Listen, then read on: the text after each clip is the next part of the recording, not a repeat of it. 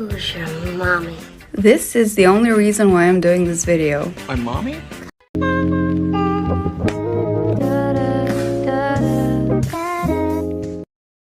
A few weeks ago, I did a video about Daphne Blake from Scooby Doo, and since then, I received requests on making one about Velma, the other female member of the Mystery Inc. squad. Velma Dinkley is the smartest member of the group, and out of all the members, she has the biggest fascination for mysteries. Velma doesn't believe in the supernatural, but that many of the monsters are fake, which leads to her overanalyzing everything to a T. Throughout her various incarnations, Velma is usually portrayed as a highly intelligent, tomboyish young woman with various interests ranging from highly specified sciences or merely being very well read on various and sometimes obscure information. Throughout the series, she is one that shines in, especially with her sassy comebacks and prior knowledge that helps the mystery along. And although her main running gag is losing her glasses, Velma is in many ways a departure from the stereotypical nerdy character, being both outspoken and athletic. While Fred does most of the talking and planning, Velma is usually the one who unravels the mystery thanks to her wide-ranging body of knowledge and superior intellect. She comes across as brilliant, modest, and comfortable in her own skin. Velma is all about getting results rather than taking credit. Now let's focus on the main part of this video, the character analysis. I'll be taking a look at 3 different versions of Velma, played by Cardellini, Hayley, Kiyoko, and Sarah Gilman. So let's take a look at the first portrayal of Velma in a live-action film. While researching, I found out that Christina Ricci was initially planned to portray Velma in this live-action film, which is interesting. I don't know how that would have turned out, but looking at it now, I can't see anyone else playing Velma better than the original actress for the specific adaptation. As I mentioned in the Daphne video, the first film was released in 2002 and it was a success in the box office, despite its negative reviews. Consequently, a sequel, Scooby Doo 2 Monsters Unleashed, was released in 2004. Now I'll be taking a look at Velma's portrayal in both the first movie and the sequel. I'll start by saying that, in my opinion, the actress's characterization of Velma is really spot on, especially her mannerisms. She is seen as a vital part of the squad, and similarly to the animated character, she has an active role in solving the mysteries through her intelligence and logical analysis of the situation, basically being the brains of the squad. She enjoys putting all the pieces together to form a clear picture of the truth behind whatever strange situations the gang is found investigating. Despite coming off as a very composed individual that does not let her emotions overcome her sense of logic, I like that we see her feeling vulnerable in some scenes, especially in the Scooby Doo sequel where she has a love interest. After she is asked to go on a date, she starts getting very anxious and concerned, and we see her getting overwhelmed by her emotions. She finds it hard to use her reasoning and needs support and advice from her friends to relax and deal with the situation in a calm manner. Although this facet of her personality rarely crops up in media, when it does, it strikes a chord in us. One of the best scenes that illustrates her vulnerability is when she admits to Shaggy and Scooby how much she admires their easygoing nature, which is something she lacks. On another note, about a year ago, director James Gunn, who wrote the 2002 live-action Scooby Doo adaptation, tweeted that he wrote Velma's character as explicitly gay in his initial script. Unfortunately, this was the early 2000s and the world, or rather Warner Brothers, simply wasn't ready to accept having a gay cartoon character. According to Gunn, Velma's sexuality was increasingly watered down by the studio until they finally just decided to solve that little inconvenience by sticking her with a male love interest in the sequel. The creative minds behind other versions of Velma have also recently come forward to confirm that the character was intended to be gay. Scooby Doo Mystery Incorporated producer and actor Tony Cervone recently took to Instagram to share that Velma was lesbian in the animated series as well. Cervone also added that, quote, "We always planned on Velma acting a little off and out of character while she was dating Shaggy because their relationship was wrong for her and she had unspoken difficulty with the Y. I don't think Marcy and Velma had time to act on their feelings during the main timeline, but post-reset they are a couple," end quote. Now looking at her outfits, we see a much simpler style, less chic or modern like in Daphne's case. Similarly to the animated version, Velma is usually seen wearing a baggy orange turtleneck, short red pleated skirt, knee socks, and Mary Janes, giving her an overall more conservative appearance. Her short bobbed hair and thick frame square glasses, together with a vibrant color palette, make for her signature look. At one point there was talk of her being a little bit more modern, and I really wanted her to be old-fashioned Velma. I think all the cute stuff is for Daphne. I really wanted her to have the helmet hairdo, which, of course, I would like everybody to know is my real hair. Although she has a more limited wardrobe than Daphne, I think it's worth to take a look at some signature outfits she serves us in both movies. Now, as I previously mentioned, this is her signature look throughout both animated series and live-action adaptations. It is the uniform that is straight up associated with Velma. It gives us college girl vibes in standout color tones. This is an outfit that she wears throughout both movies constantly, where we sometimes see her in the first movie wearing a V-neck, a more revealing option for Velma. But she is in an island after all, so... Now at the second movie, we see her spice up her wardrobe a bit. The first outfit we see her in is the orange dress she wears in the opening night of the museum, which I personally am not a fan of this dress, but I like that it resembles Velma's style and fits her character really well. Now for the next one, the one everyone loves, is this amazing red latex bodysuit. The discomfort she's in is just so fun to watch, but not in a bad way. It's nice to see a completely different side of her, as it makes for an iconic scene and outfit. But as I said, Velma has had a very limited range of outfits. However, it does exemplify her sense of style, and overall it is very fitting. Her clever mix of a uniform-style college girl with vibrant colors makes for a more sophisticated yet edgier look. The third installment of the Scooby Doo live-action film series reveals how the Mystery Inc. gang met and the events of their first case. Scooby Doo: The Mystery Begins was the most watched telecast in Cartoon Network history, receiving largely positive reviews, and due to its success, a sequel went into development titled Scooby Doo: Curse of the Lake Monster. The character of Velma in this adaptation was played by Hayley Kiyoko, who is seen as a vital member of the squad, basically the brains of the operation. She is portrayed as a highly intelligent young woman with interests and knowledge in various academic fields. Velma often wants things to go the way that she wants, and if it does not, a sense of anxiety overwhelms her. She manifests most of the typical Velma traits like critical thinking and overanalyzing. From the start, she seems very excited and eager to contribute in solving the mystery and actively participating in the gang's search for answers. One thing I don't really like in her portrayal is the very forced gestures and the mimic of the original animated character.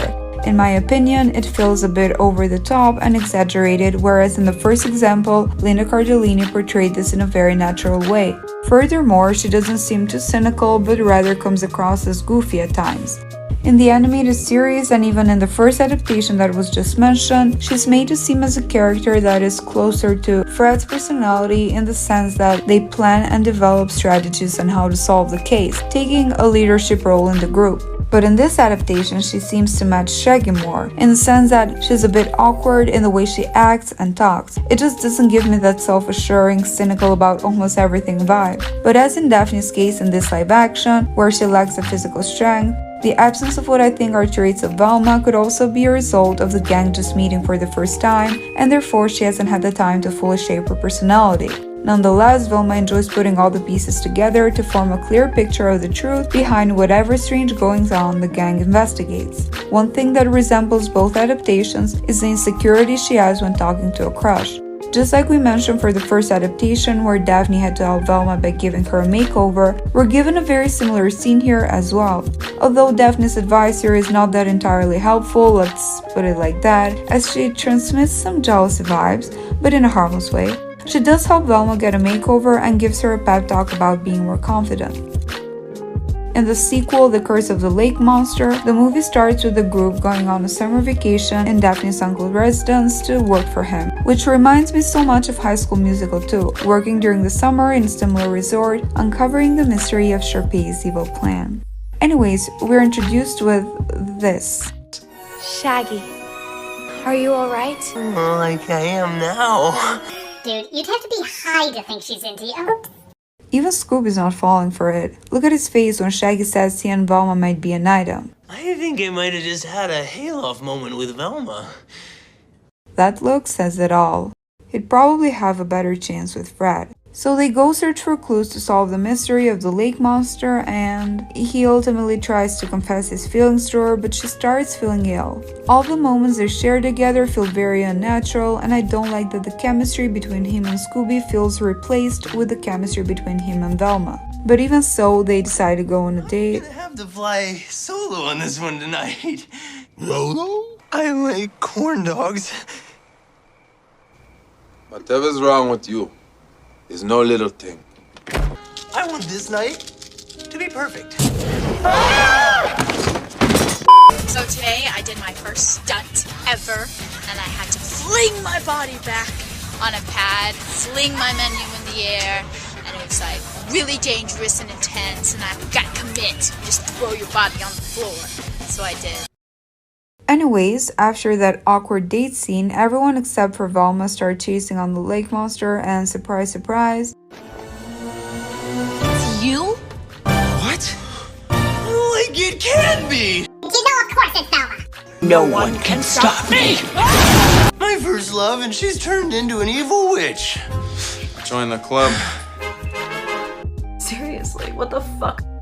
Although this mystery was very obvious from the beginning, I feel that we see a twist in the typical Scooby Doo formula where one of the gang members is the bad guy, especially Velma, who is all about solving these mysteries, and now she is the actual mystery.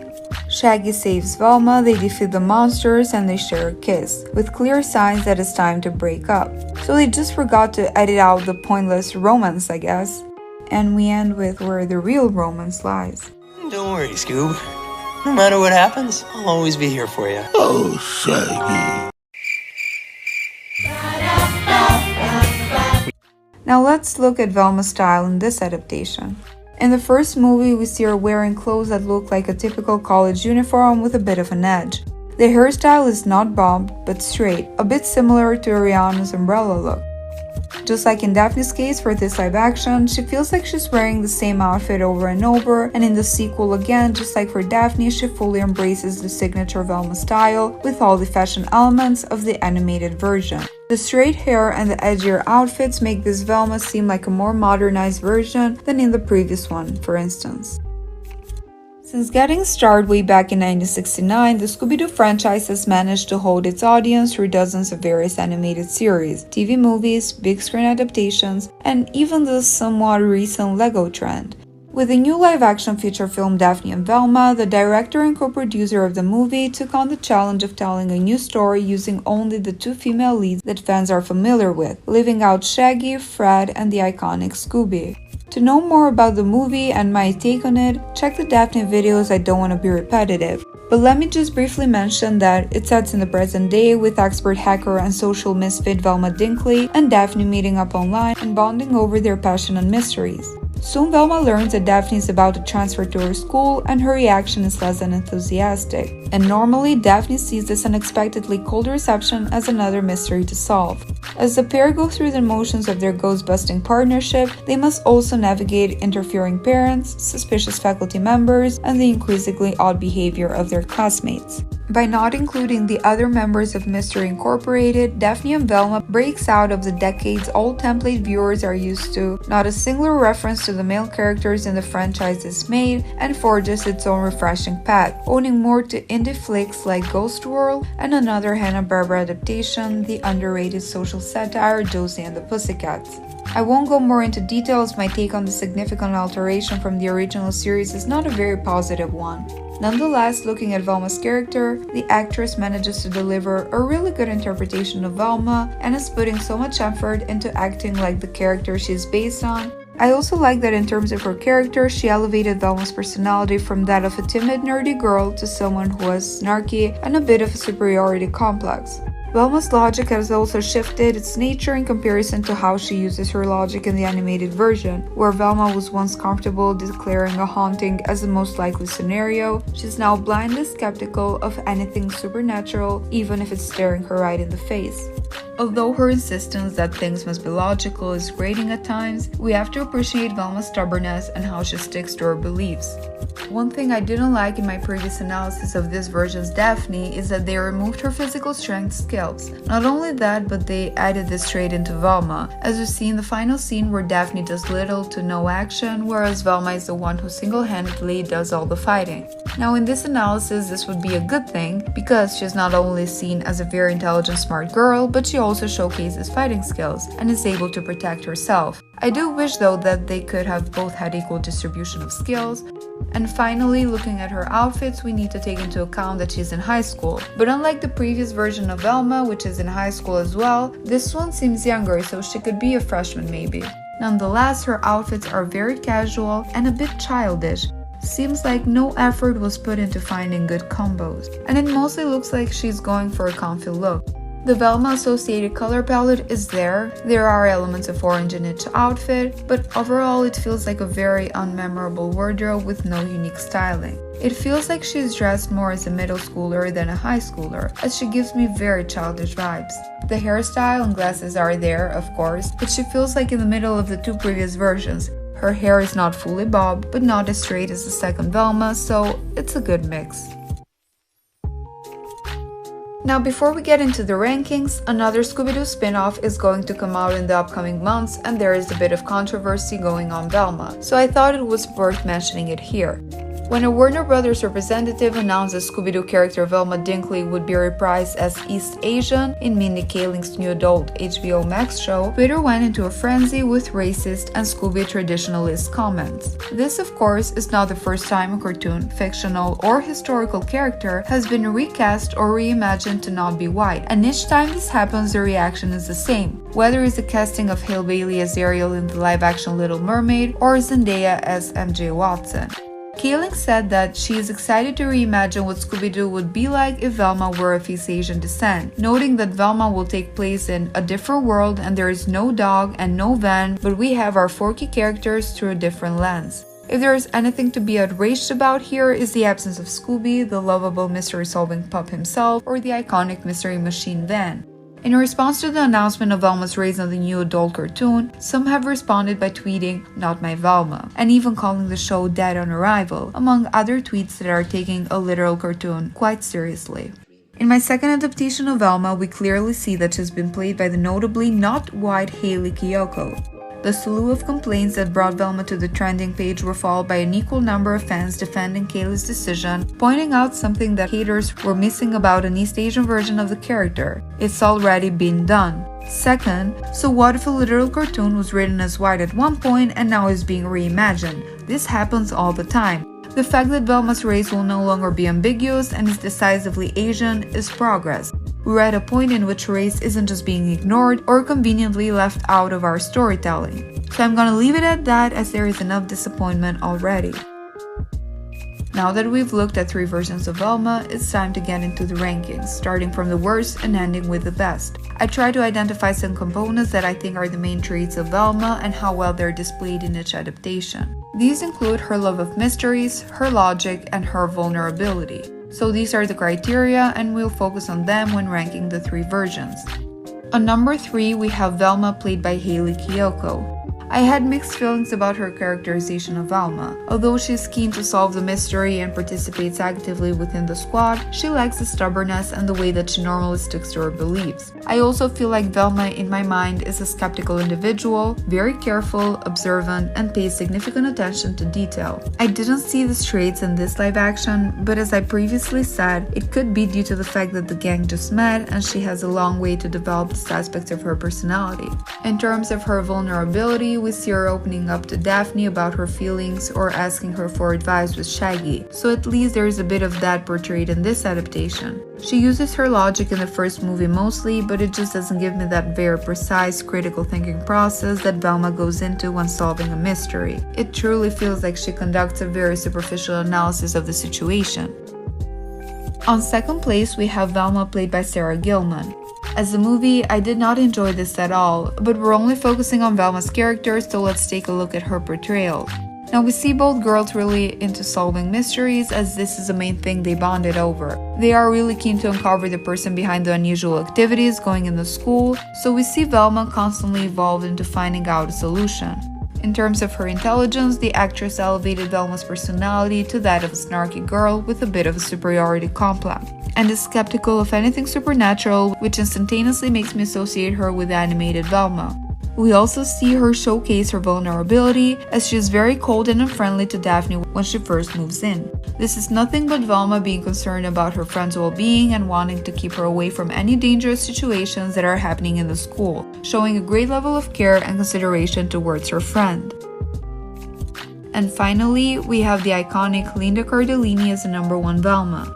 As mentioned in her respective analysis, she showcases all the criteria listed for this ranking.